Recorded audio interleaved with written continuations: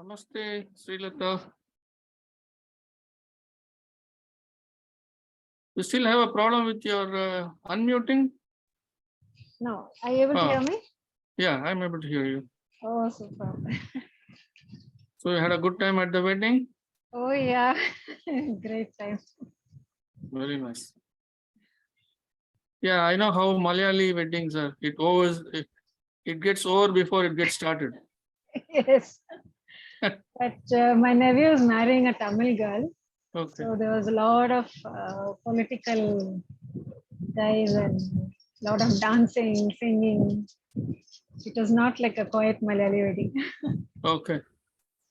Things are changing in Malayali weddings too. Yes, yes. Everyone has imported, in all the weddings I'm saying, North Indian and South Indian weddings, they have imported all that is not quiet. Yeah, correct. Even in the South Indian Tamil weddings, now you have all this Bharat, which was never used to be part of Tamil weddings. It used to be called Maapillai Azhappu. That used to be a bit noisy, but there will be no dancing and things like that by the participants. But Yes. now with Bharat, everyone is dancing. Yes. And now they have this Chanda in Chanda Madam in all the Tamil weddings. In here in US, the dancing is also going on, and alcohol is also a part of it. Yeah, it's starting here also slowly. Okay, obviously. So we are picking up all the wrong things. So Yes. who is to tell what is right and what is wrong? Correct. Exactly.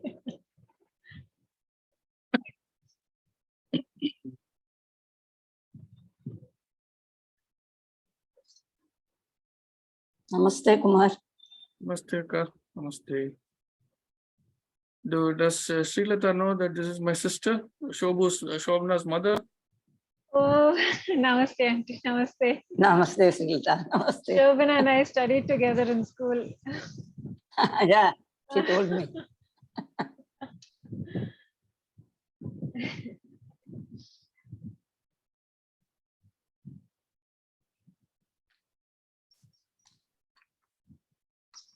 She told me you are a very sweet girl.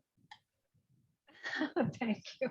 Should thank her for that. I told her, yes, she looks sweet also. Thank you. Thank you. So I need to get ant repellents. Huh? Do I need to get ant repellent? For sweetness, huh? Sweet.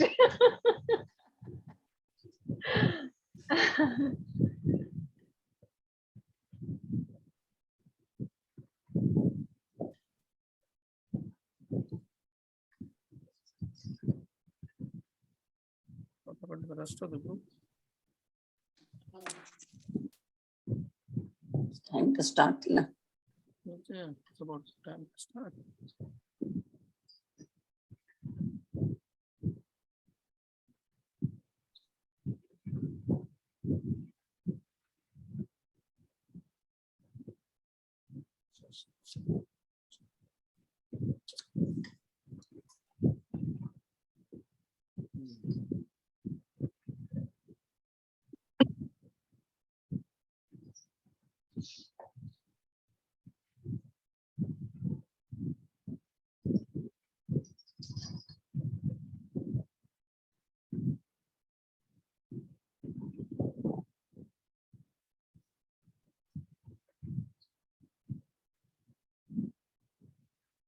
I have a doubt. When Yes. if you're chanting this sutras, should you start with the Ganesh chant, or you can just start after the Om?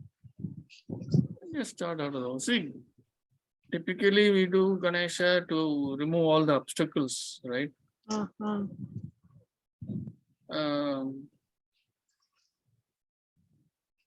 As long as it is internal, that's fine. Okay. the thing is, once we start doing this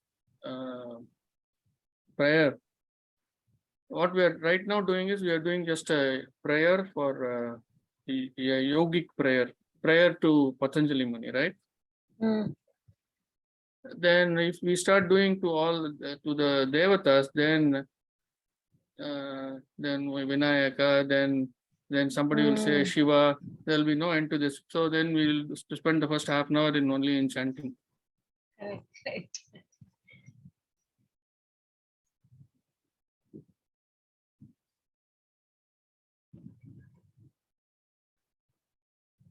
Even this chanting of Patanjali prayer, only after Purna started chanting the sutras. As part of that, she started chanting. I mean, I knew the sloka, I knew the songs. So, I mean, I knew the song, the sloka, but I never thought of starting it with that. But anyway, Okay. today she is not here. Oh. For the next couple of weeks, she's attending a retreat in Chennai, so she's not going to be here. Oh. She's in the middle of the retreat. See, constantly good retreats, good spiritual retreats are necessary. Yes. Now and then it is necessary. Not this mass 1 lakh people, 20,000 people, no. I'm talking about Correct. 25, 30 people, Small 20, 50 groups. people. Those kinds of focused retreats. Yes. This must be a part of your agenda every year, at least once a year. A 10-day retreat or a 15-day retreat. I've heard about this Vipassana. Forget about Vipassana. They say it's very tough, and people, No, some have even jumped over the walls and come running out of the place. They say it's. Vipassana is more external than internal. Oh. They enforce all these rules, right? Correct. These rules you must do it yourself. That is what Patanjali is going to tell you later on. Oh, okay. So he's not going to let you free. Yeah. We are going to have all those this yama, niyama. We're going to talk about all that later. Okay. Let's get started. It's already a few minutes after 6 o'clock.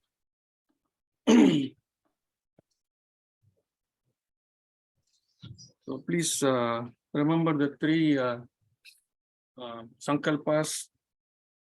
With every Om, there is a particular intent. The first Om is to transcend the physical body.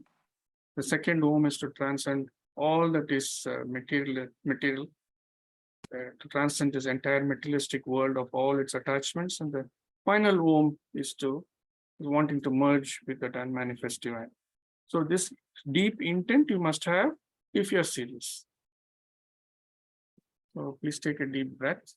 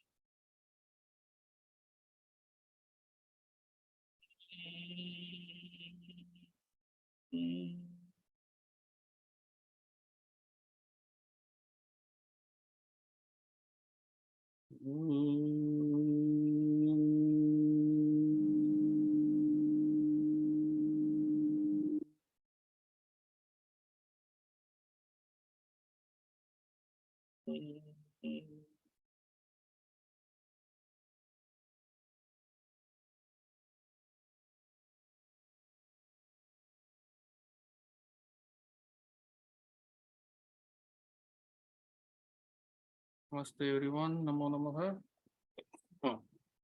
Let me share the Yoga Sutra screen.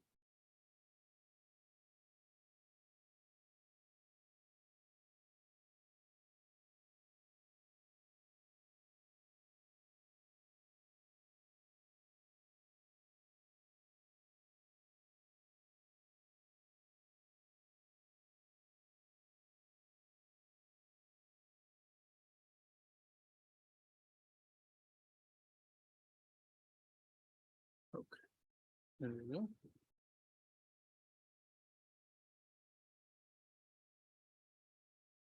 Okay. So we started with an executive summary. In the first 4 sutras, Patanjali Muni is explaining what this document is about, what these um, sutras are all about.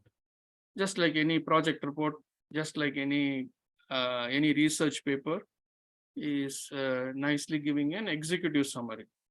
So in the first 4 sutras, all that he is saying is yoga is control of chitta vritti. Chitta vritti, for now, you can understand it as the thoughts. So when you close your eyes, it is filled with thoughts running everywhere. We have seen this already. The moment you close your eyes, it's running haywire. So he's saying yoga is the control of the chitta vrittis. And then he says, when you are in that state, then you see your real self. What is your real self? Your real self is something where you're only observing. You're not reacting. Reacting constantly comes from the chitta vrittis. So when the chitta vrittis are not there, or when they are silenced and when they are locked down, then you see your true self. So, and he also says, when you are not in that state, vritti sarupyam itaratra, he says. That is, when you're not in that state, then you identify yourself with all the chitta vrittis. That's what we normally do. Constantly, we are identifying ourselves with the chitta vrittis and we are reacting to the outside world. Okay, so nicely he has given the substance, the summary, a nice executive summary in 4 sutras. Because he begins and pretty much ends the executive summary with chitta vritti. The next 6 sutras or so, he is going to talk about chitta vrittis, right? Because starting from Sutra 5, he is going to give a little bit more on the summary. He is giving a little bit extra. This is the actual summary, executive summary followed by the real summary. He is going to define the problem, and he is going also, since he said chitta vritti is the problem, which prevents us from being in the state of yoga. Now he is going to give a little bit on chitta vrittis, and later on as to how to avoid the chitta vrittis. Both he is going to speak about in the summary. So then because he's ended with chitta vrittis, so he says the chitta vrittis are of 5 kinds, and they can be painful or not painful depending on what they are. And then he explains the 5 types of chitta vrittis: pramana, viparyaya, vikalpa, nidra, smritaya. That's what he says, smriti. So he says, he talks about 5 of them, and then he defines each of them as what they are. So he says pramana. What is pramana? Pramana, he speaks about things which are pratyaksha, which are right in front of you, based on that. And then anumana, you infer based on what has happened previously. Logically, you come to a conclusion, that is pramana, that is anumana. Agamaha is based on all the rules and regulations of all the things that we have seen earlier in our life. It could be Vedas, it could be from our ancestors, all that. So this is what he's calling as pramana. So why he is explaining the chitta vrittis? Because some of the chitta vrittis, you may think by being in that you are in a state of samadhi. So he is identifying this to tell you by being in these states, you are not in samadhi. Samadhi is completely different. That's why he's explaining the chitta vrittis with all these definitions. Whenever you're identifying yourself with all these things, that means you are not in samadhi. With me, because this is a samadhi pada. We are going to define samadhi. We are going to see what is samadhi. So he's saying these are all not samadhi. What is all not samadhi? Pramana is not a samadhi. Viparyaya is not samadhi. Viparyaya is this misconception, being in a state of misconception. Vikalpa, where you're imagining of something which can never be possible. Vikalpa. Nidra, in the state of a kind of sleep where you cannot take any kind of action. I sent some examples for you last week, which you might have read. And Vikalpa, Nidra, and Smriti. Smriti is memory, that memory has not been erased. So that is why it jumps to that 20 years back, whatever the incident happened, you jump to that. So those kinds of things, you can be sitting and you can be you may be thinking about something which happened 20 years back. Quietly, you may be doing that, but that is still not samadhi. That's why he is explaining all this. With me?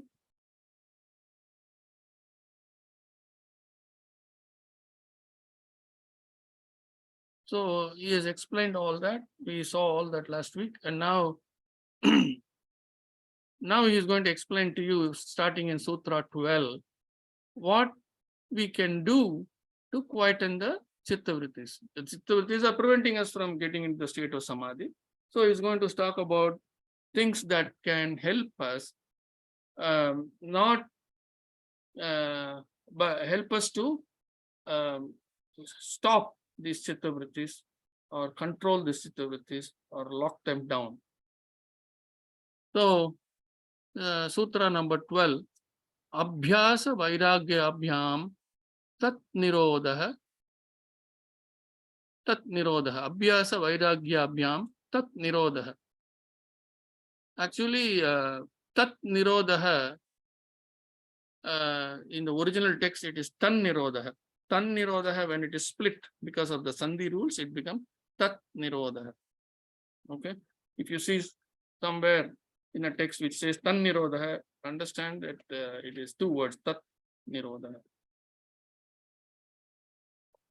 So what we are saying here is Nirodha, we have already seen in Sutra 2. Yoga Chitta Vritti Nirodha, we said. Nirodha means to control, to prevent, to avoid.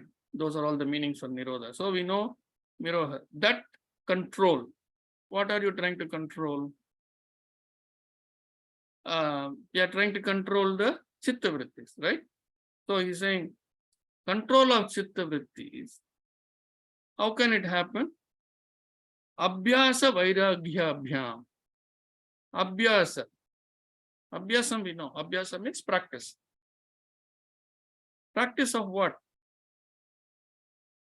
Practice of an attitude of detachment with everything that is happening around us. Somebody calls me a fool, says, "Oh, Kumar, you are a bloody fool." I take it with a sense of, I didn't call. That doesn't mean that I'm a fool. There's a sense of detachment with all these things. When you don't detach yourself from that, you get and you take it to your heart. That is when you react.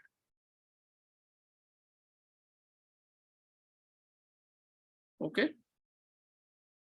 So if somebody calls you by if somebody curses you, just move away from that place without reacting, both internally and externally. That's what is important. So what we are saying here, being a pure observer by being in a state of detachment, you become a pure observer. Being a pure observer that's not affected by anything that you observe, and with regular practice. What is the regular practice? This is the regular practice. Practice of being detached. So let us see today how many only 8 people have turned up out of the 25. Just I can say, I can be harsh and say all the rest are sleeping, right? What happened to them? They're all sleeping. So they may get offended when they listen to this video. So there's a choice. They can either get offended or not react to this, both internally and externally. Just seeing the truth, that's all. Yes, I didn't attend the class, so the teacher is saying we all slept. It is still very early here in USA. It's only 6:15 here. Okay, so being a pure observer that's not affected by anything that you observe, and practicing, regular practice leads to control of the vrittis. That's the overall meaning. So by being in this state of being an observer, you can reach a state of not being affected by all the activations, right? If you become an observer, then you are not being affected by the activations. The activations are under your control rather than you being under the control of the activations. With me? Okay. We'll move on to the next sutra. Is this clear? Any doubt in this?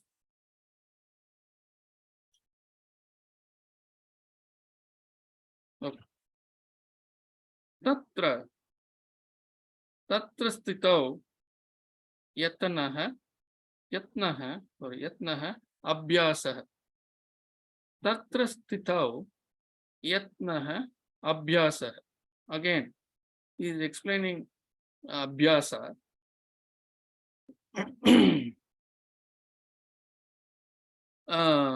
We know abhyasa means practice. Tatra means there. Atra means here. Tatra means there. Atra means here. Yatra means there. There, stitau. Stitau means it comes from the word sthiti. Sthiti means stable. In Tamil also we say sthiti. I'm not very sure. Sometimes I think we use that word sthiti to mean that it is stable. So when you stay stable in that practice. In Tamil we say stiram.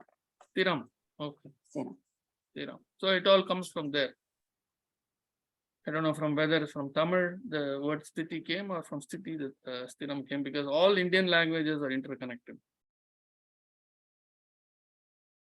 So when you stay in that state of a sense of detachment and make an effort, yatnaha, that is the nature of abhyasa. So he has defined abhyasa for you. So practice means putting that effort, making that effort and staying steady in that, not moving away from that.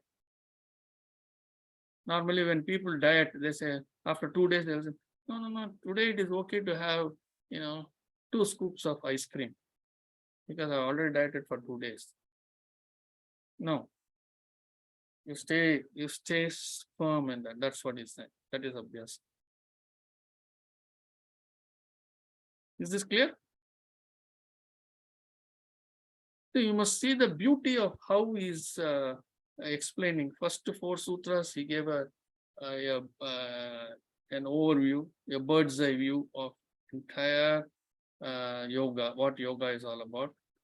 And then he has started giving a little bit more explanation, because the first 4 sutras he mainly spoke about the vrittis. He explained what vrittis are the 5 types of vritti, and each vritti he explained very clearly. And now he's talking about how to control those with vrittis, how to exercise control on them. That is what he is talking here. Very beautifully laid out. You have to see that beauty.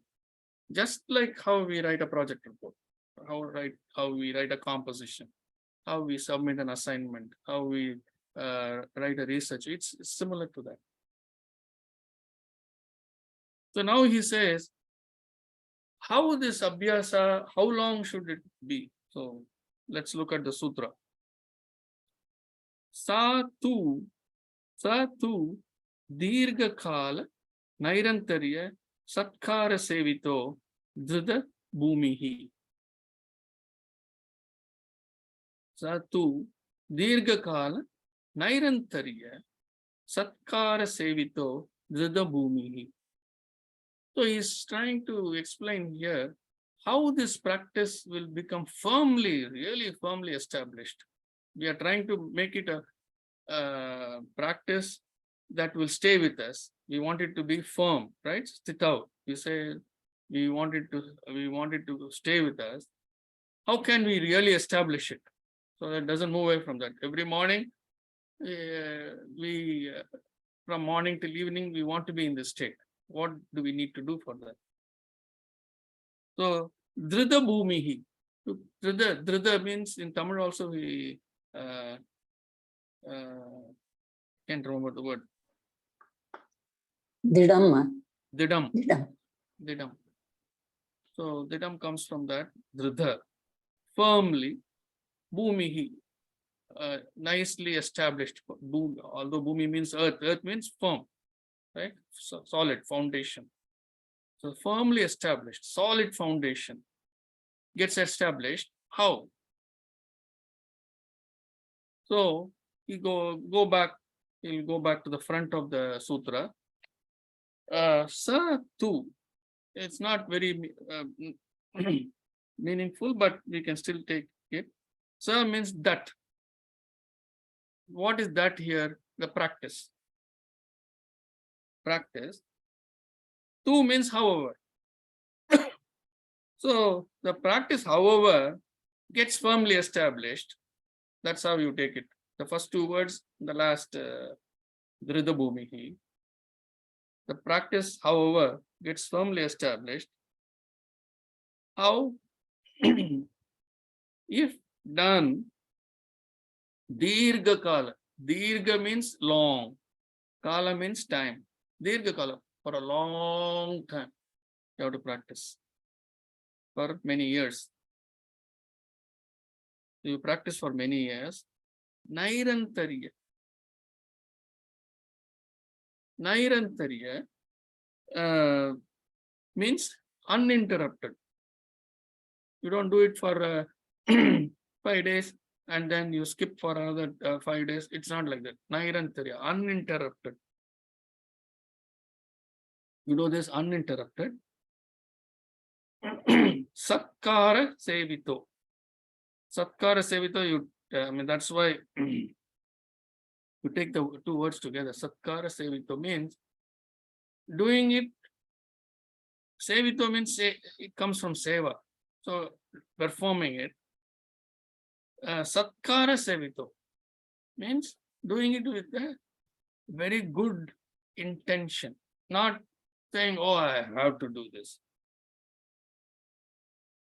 How many exercises are done, right?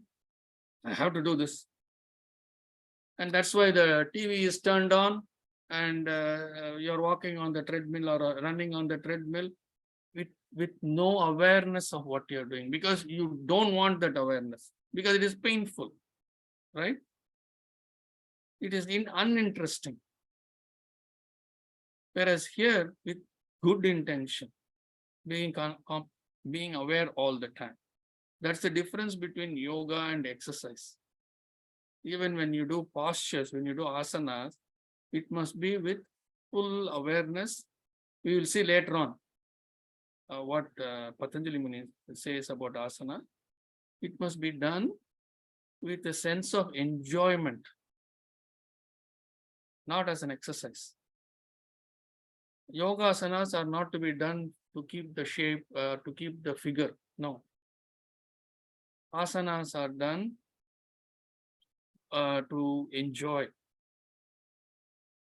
To actually, we will see that asanas are done so that you can sit quietly, and the body will let you sit for a long period of time, an hour, 2 hours, 3 hours, that kind of thing.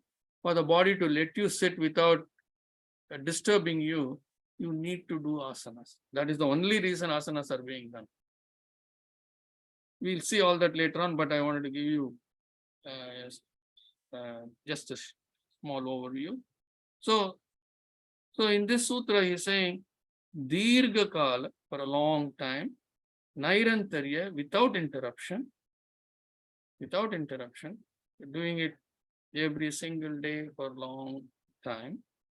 Satkara Sevito, with a noble intention, with good intentions, performing it, will firmly establish it in ourselves.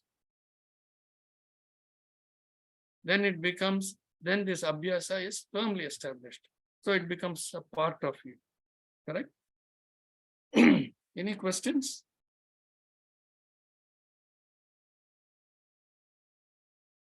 Okay. Any special thing today? Only 8 people are here. Is it some auspicious? I know Srilata went to a wedding. Apart from that, any special day? Oh, it was Paurnami yesterday, I think.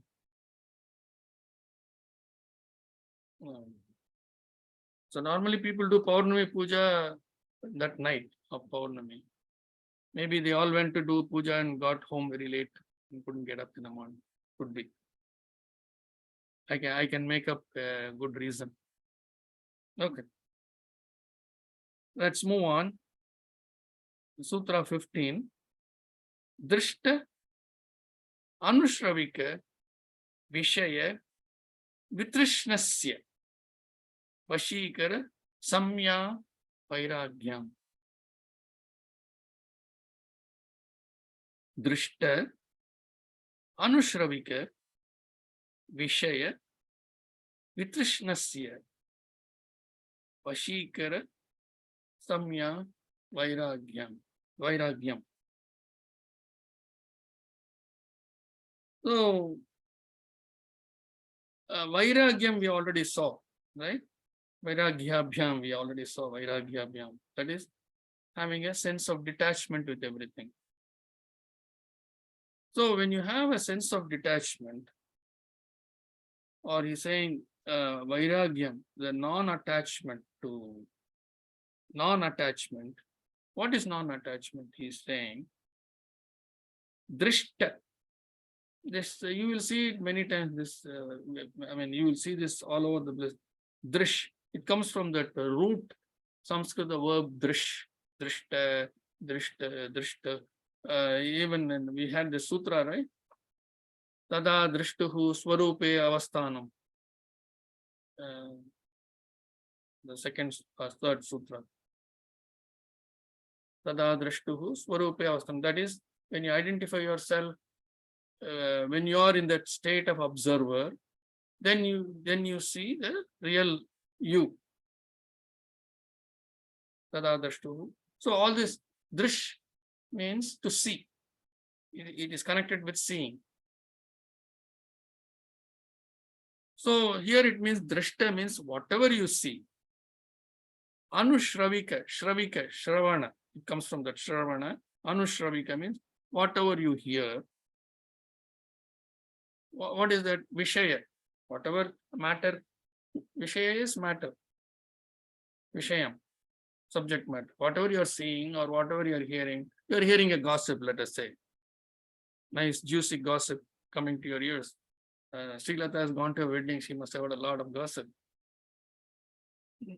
So he says, Vrittishnasya Vashikara.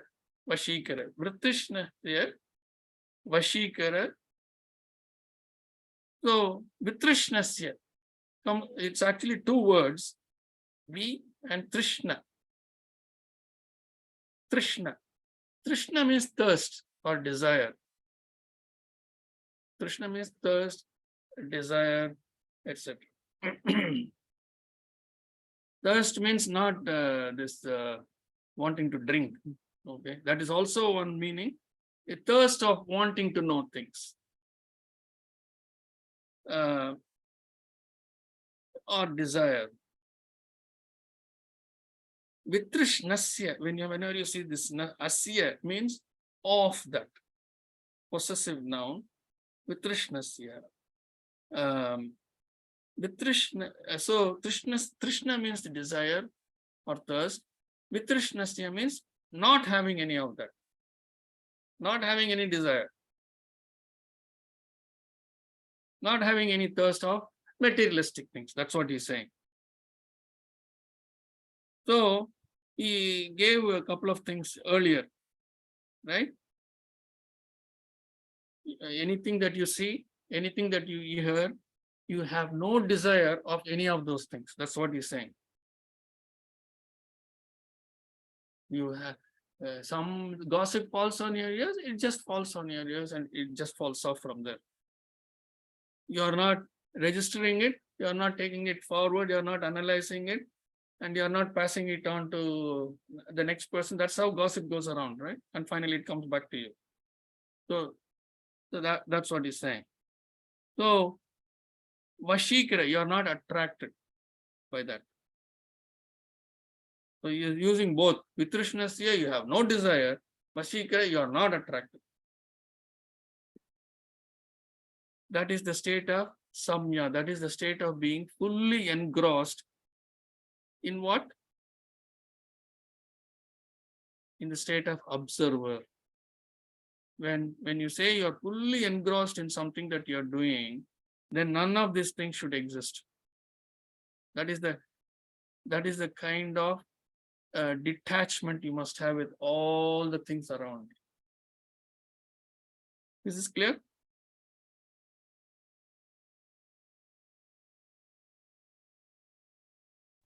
Any Aunty, questions can you on this? repeat? Yes. Can you repeat that? Samjaya Vairagya. Okay. Samya is the awareness. Samya is awareness. Yeah. This is the nature of being unaffected. This is that awareness. Samya. Samya, awareness.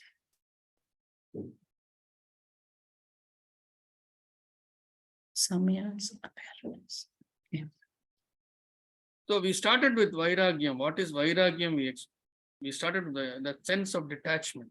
Vairagyam is that sense of detachment with all the things around you. When you're established in that sense of detachment, from that non-attachment, this fully engrossed state will blossom. Where you're completely unaffected by what you see, what you hear. You are not attracted by any of those things. With me? Okay. Is it clear? Yes. Okay. So now we have come to that state of full awareness. So we have this sense of detachment. See, remember, he is only still in the summary. He's still only in giving the summary. So don't think that, oh, that's all. How do I don't know how do we want to get, he's going to explain how to get to all these states later on. Just now, right now, he's only giving you a summary. So he's saying, once that you are established firmly, once you have this vairagyam, so what is that vairagyam going to bring you? That sense of detachment, once it is firmly established in you, that non-attachment will bring this fully engrossed state of samya. You will have full engrossment in what you're doing. You will not be disturbed by anything. When you are cooking, you will only be cooking. You won't be thinking about the next meal. right? Yeah, you want to criticize about something that happened earlier on.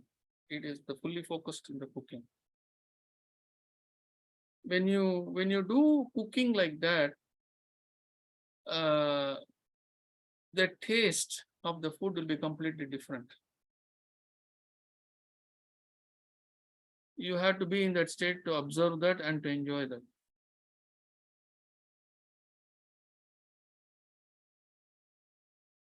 See, when I came to this country 35 years back, 40 years back, the only thing I knew how to do was to make hot water.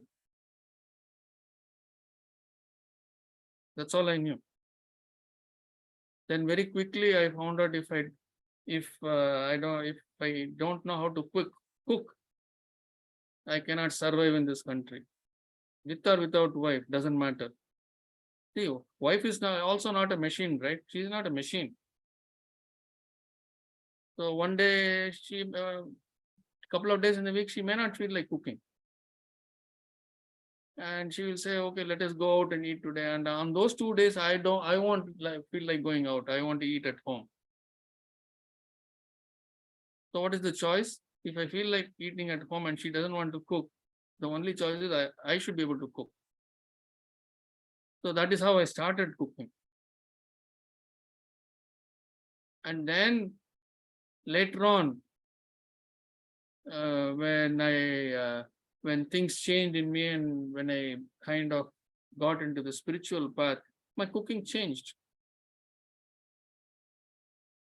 I from a person who could do only hot water, I got to a state where I had the confidence to cook for 1,000 people.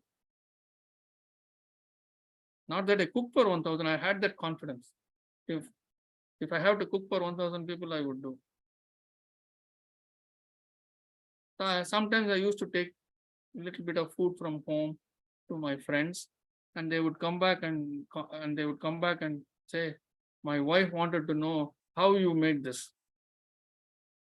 It is the same banana curry, varaka curry, green banana curry, what they also made, but this is different. Not that I put any different ingredient, same ingredients.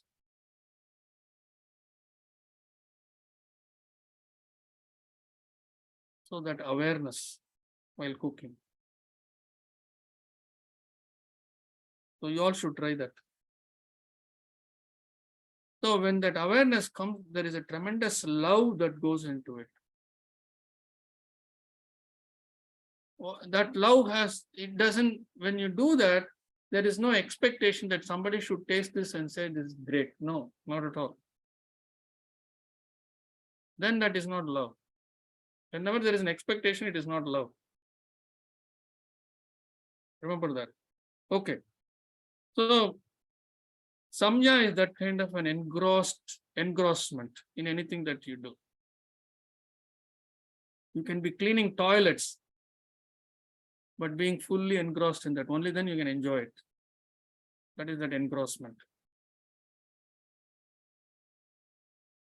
So this is for the janitorial staff also. They need not feel down. They need not feel that they are doing some useless work. When that is done with that kind of an engrossment, it will be spiritual, it will be uplifting. Once I went to Dubai. I had a stopover at Dubai. So I went to the restroom. As I was coming out, I saw an Indian cleaning the sink and the toilet. So being from USA, I just said, hi, how are you? And then it looked like a Tamil, and I said a few words in Tamil. He won't even look at my face. He just turned the other side and he went away. I didn't say anything wrong. Then on pondering, I found out, he thinks that he's doing a menial work, and he does not want to enter into a conversation with another Tamil person who he probably thinks is in a very high post or whatever, right? So if he had read this sutra and he was doing it with that awareness, he would have responded to me. Because he feels good about what he's doing. Don't you think, oh my God, I have to cook today, or I have to clean today? So that will never be there. Anyway, let's move on.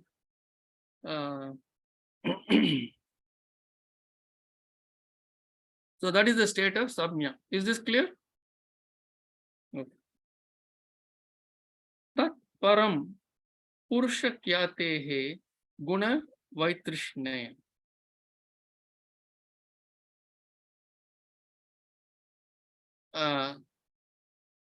So what does this lead to?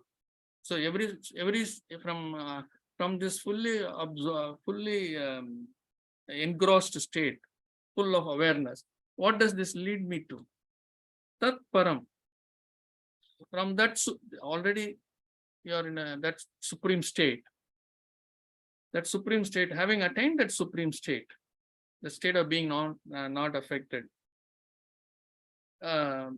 Kyatehi. Kyatehe means because of that, or the cause of that. Purusha. Oh, I forgot to mention Purusha. Purusha is the soul. What we call as we go later on, we will see what it is. Purusha is the observer. I was saying how in the earlier in the few sutras back, I was saying how he says, when you are in the state of yoga, you see the reality, meaning because you are an observer. Earlier couple of sutras also we saw that, right? Being an observer, not getting carried away, not being affected by the chitta vrittis, correct? When you are affected by chitta vrittis, you are not in an observer state. You are in a reaction state.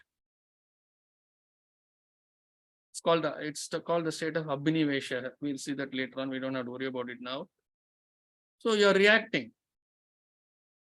The chitta vrittis have taken control over you instead of you exercising control over them. When you exercise control over them, then you are only observing the chitta vrittis. You are an observer. That Purusha is that observer state.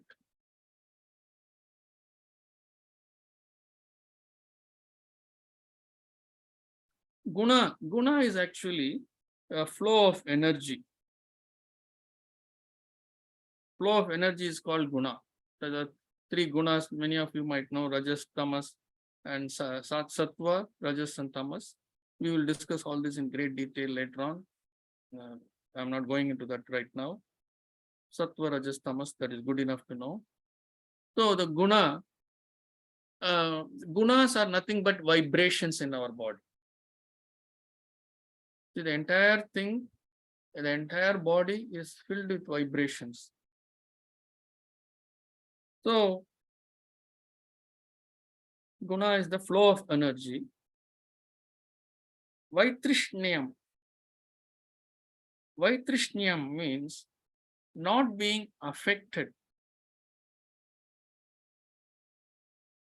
Not being unaffected or not being affected. Vaitrishnyam means being unaffected. So what does this really mean?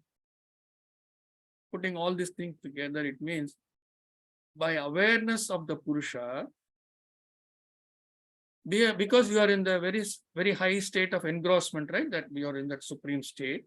Because of your being in that supreme state, you get the awareness of the Purusha. Here that Purusha refers to that being in the state of an observer. One attains the supreme state of being unaffected by the gunas. What does that mean? The chitta vrittis, even if they flow, it will not affect you. Even if some chitta vrittis are happening, it is not going to affect you. You are not going to react. With me?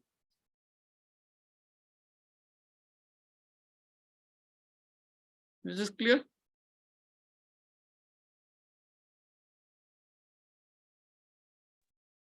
Yeah.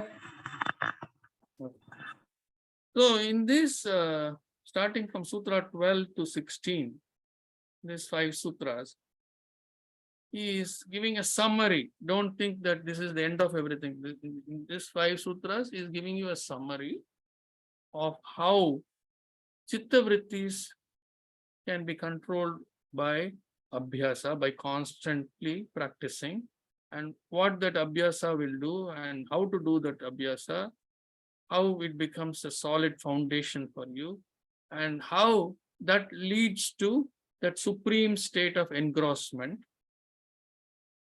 And that supreme state of engrossment puts you always in the state of an observer, that Purusha. Supreme state of being an observer all the time, which prevents you from any kind of flow of energy that may cause any kind of disturbance. It prevents you from that. Being an observer, even if something, any flow is happening because of some chitta vrittis here and there, it will not affect you.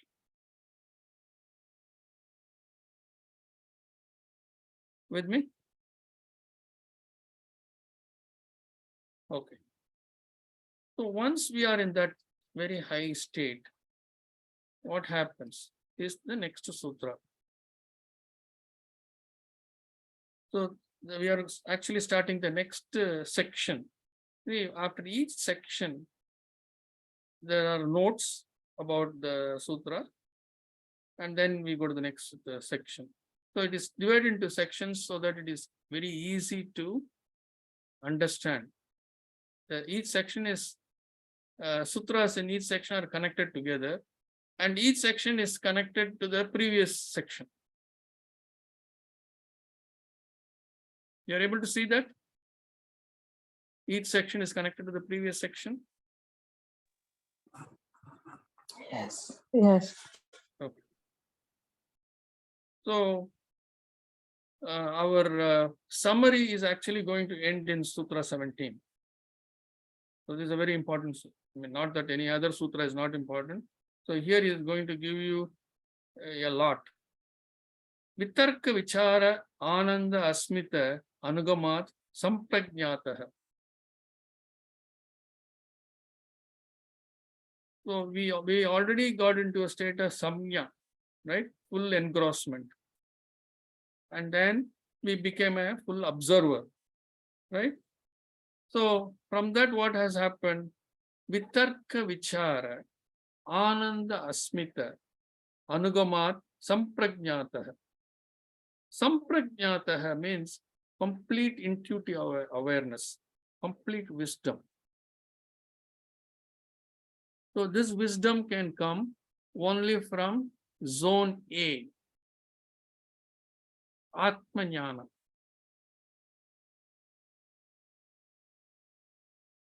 With me? Can you scroll down? I'm not able to see that. Oh, sorry.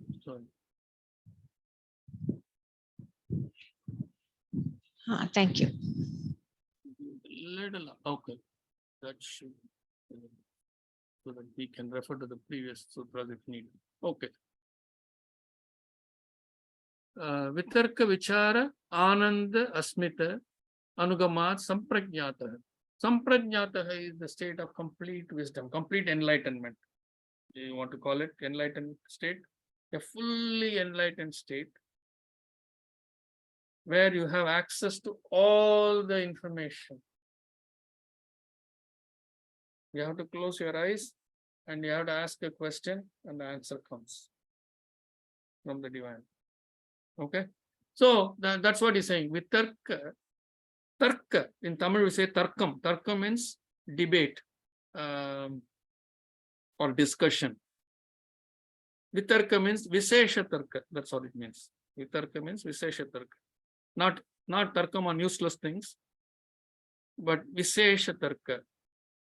When we say Visesha Tarka, this debate is on Atmanyana. Sri Lata went to the wedding and had a debate discussion on all useless things. No, things, no, I won't say that. On things that made her happy. That is fine. So we are talking about Atmanyana. Right, Sri Lata? So that's the difference. So when you come to this class, that is what we are doing. Vitarka. We are having a debate. We are having a discussion.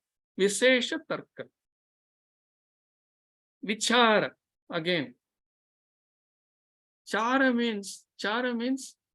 It comes from chara, to move. To move around, asking questions, pondering. So vichara is that is Visesha Chara. Vichara. So pondering on one's own. There is no external discussion. There is no debate, but the debate is over right from this class. At the end of 1 hour, the discussion is over. We have covered sutras. You have asked questions. I have given answers. We have discussed. And then at the end of the 1 hour, you sit and ponder on what happened in the class. You may not do that, but assume that you are doing that. That is the vichar. Okay. So we have to do this vichar either immediately after or the immediate is the best thing, so that everything is fresh in the mind. And you do this pondering and you write down notes. If you do this after say 6 hours, some of the things are probably lost. So vichara, contemplation, pondering. Ananda, letting go, being in that full state of happiness, you let go. What do you let go? You place a question. You are placing a question from the vitarka state. You ponder and you place a question and you let go of the question. Asmita. Asmita is what I said, being in the state of observer. And you say, and you let go and you be in the state of observer, the answer comes to you. What flows, anugamat, what flows is samprajnataha, wisdom. What flows back to you is wisdom from above. With me? We have covered some tough sutras today. Not so tough, but seems tough. Because we are going a little inside. Any questions?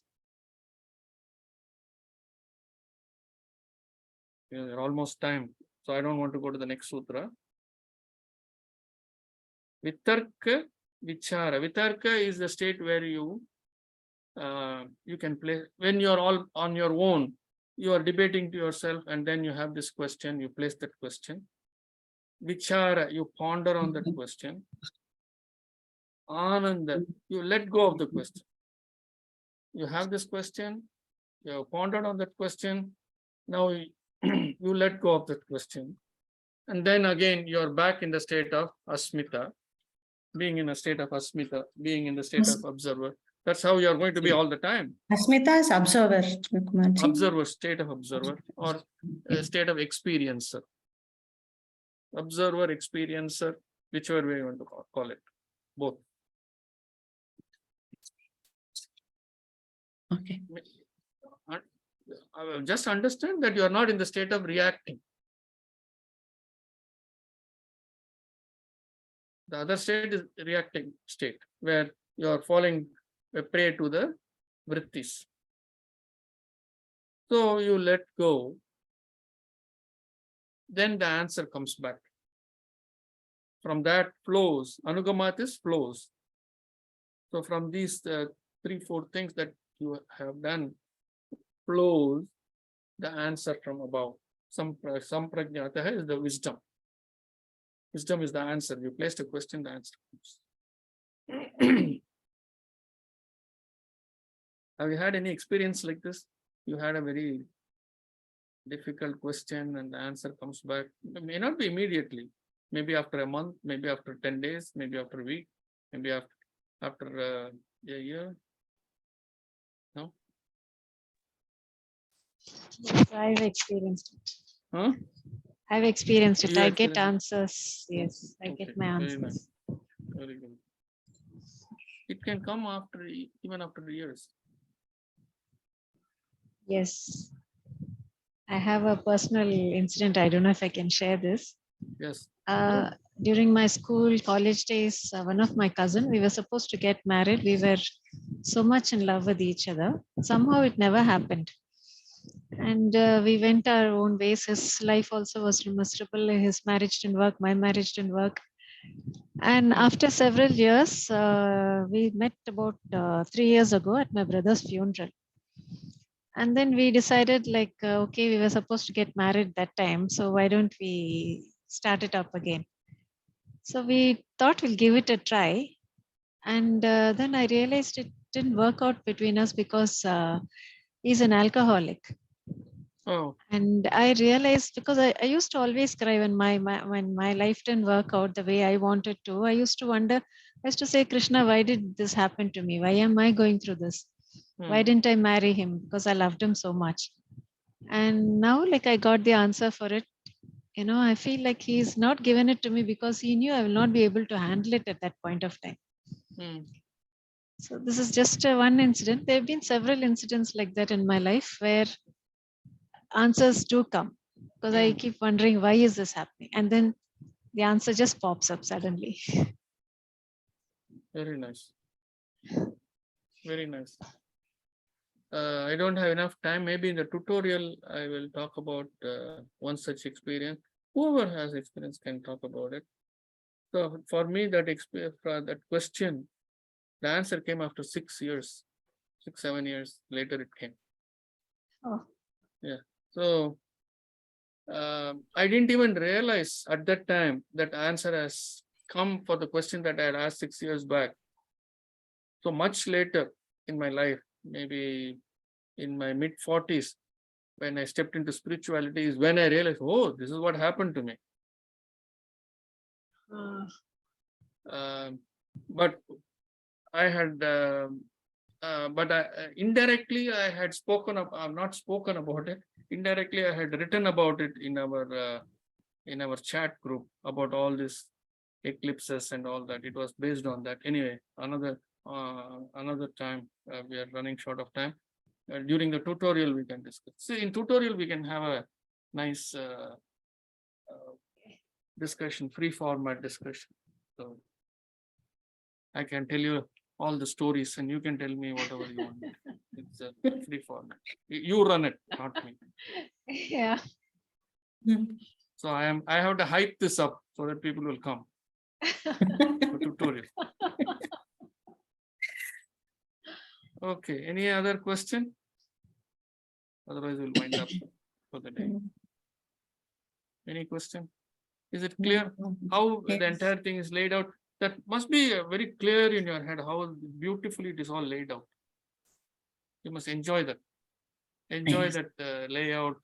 Enjoy that language that he is speaking. I want you to enjoy this and not take it as a burden on you. Oh, I have to listen to this. No, not like that. I started like that in 2016, I think. For the first time when I listened, I just could not take, I didn't get more than 5%. I was resisting most of the things. But in 2020, it all came. I was ready to, I was more open. And 2019, late 2019, I got a nice slap in life. Not one slap, many slaps. So I didn't know where to go. I was cornered. So I had to listen to something, and that's when this came as a gift. Anyway, it's 7 o'clock. And namaste. Thank you. Namaste, Thank you Guru. so whoever is much. there, we will see you. I will see some of you on Thursday morning for you. Thursday, yeah, Wednesday night here, Yeah. Thursday morning. Thursday morning. Namaste. Namaste. Thank you. Thank you. Thank you. Thank you. Thanks for coming. Namaste. Thank you. Thank you, Kumaji.